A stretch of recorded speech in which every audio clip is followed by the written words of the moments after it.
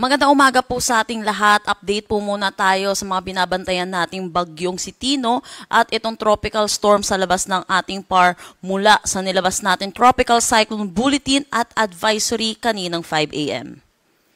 Para sa update natin dito sa bagyong si Tino, tuluyan na itong lumabas ng ating Philippine Area of Responsibility kaninang madaling araw, 12:30 a.m. po, at patuloy na itong kumikilos palayo ng ating bansa.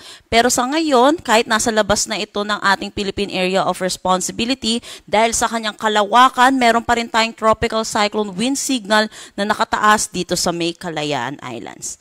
Para naman sa magiging panahon natin ngayong araw dito sa ating bansa, inaasahan po natin dulot netong trough or yung extension netong si bagyong si Tino, posible pa rin ang mga kalat-kalat na pag-ulan dito sa may Palawan, pati na rin dito sa may Occidental Mindoro. At kung makikita natin sa satellite imagery natin, meron tayong mga kumpol ng kaulapan dito sa may Aurora at Quezon. Kaya dulot pa rin netong trough netong si bagyong Tino, yung extension po niya, mataas din ang tsansa ng mga kalat-kalat na pag-ulan dito. Para naman dito sa may Batanes, dulot ng northeast monsoon or amihan, posible po makaranas sila ng maulap na papawirin na may mga pag-ulan. Makikita din natin dito sa ating satellite imagery, meron po tayong mga kumpul ng kaulapan dito na nakatapat sa may Cagayan, kaya inaasahan natin dito sa Cagayan, makakaranas din sila ng maulap na papawirin na may mga kalat-kalat na pag-ulan, dulot ito ng shear line. Para naman dito sa Metro Manila at malaking bahagi ng Visayas at Mindanao, makakaranas naman po tayo na maaliwalas na panahon, pero asahan din po natin yung mga localized thunderstorm pagdating sa hapon at sa gabi. Sa ngayon, wala pa naman pong direktang epekto itong bagyo sa labas ng ating Philippine Area of Responsibility.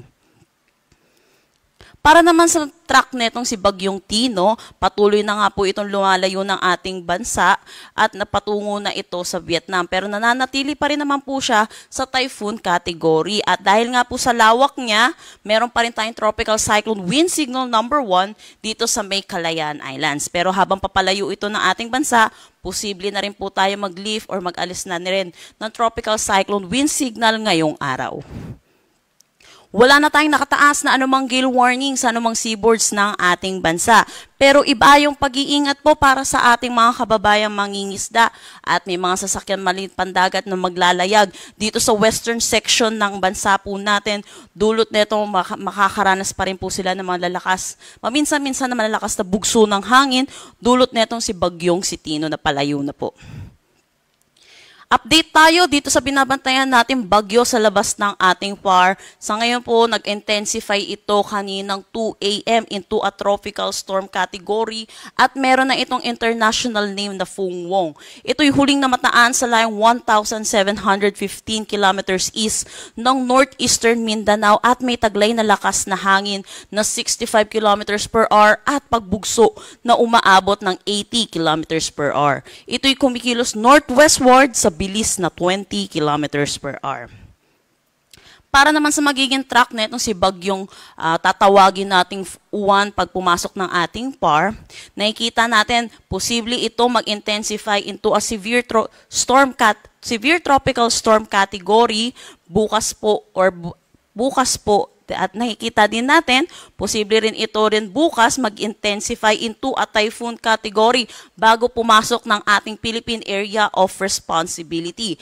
At dito, makikita na ito'y mag-i-intensify pa. Ito a super typhoon category bago mag-landfall na posible dito sa may northern or central Luzon. At dahil sa interaction niya sa ating kalupaan, bahagya po siyang ihina bilang isang typhoon category. Pero para sa mga kababayan po natin, ang typhoon category ay malalakas pa rin po ang mga hangin na dala po nito. So wag po tayo magpakampante at earliest po, Friday po, sana naghahanda na po ang ating mga kababayan dahil posible na po tayo magtaas din ng mga tropical cyclone wind signal, storm surge warning at mga gale warning pagdating po ng Friday evening or Saturday po. So yun po para sa mga kababayan po natin, lalo na dito sa Luzon, iba yung pag-iingat po para po dito sa magiging next po nating bagyo. At sa mga kababayan po natin dito sa Kabisayaan, posible din po makaranas din po sila. Kung magiging malawak po itong bagyo po natin, posible po mahagip din po sila ng mga rain vans. So makakaranas din po sila ng mga kalat-kalat na pag-ulan at mga malalakas na bugso ng hangin. Ayan po muna yung update natin dito sa mga binabantayan po natin bagyo. Para sa karagdagang impormasyon, bisitahin ang aming mga social media pages at ang aming website pag-asa.dost.gov.ph. At yan po muna ang latest dito sa Pag-asa Weather Forecasting Center. Chanel Dominguez po at magandang umaga. Ingat po tayong lahat.